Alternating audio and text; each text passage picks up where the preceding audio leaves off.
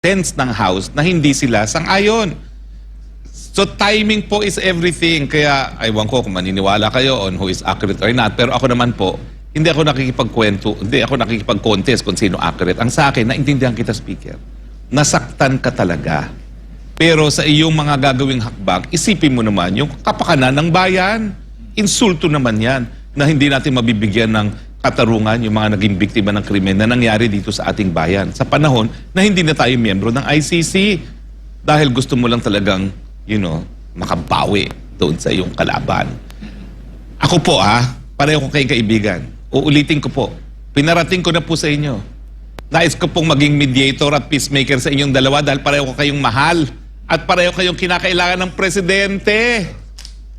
Tuwang-tuwa po ang mga dilawan at pinklawan. Ayan po ang aking tie, dilaw.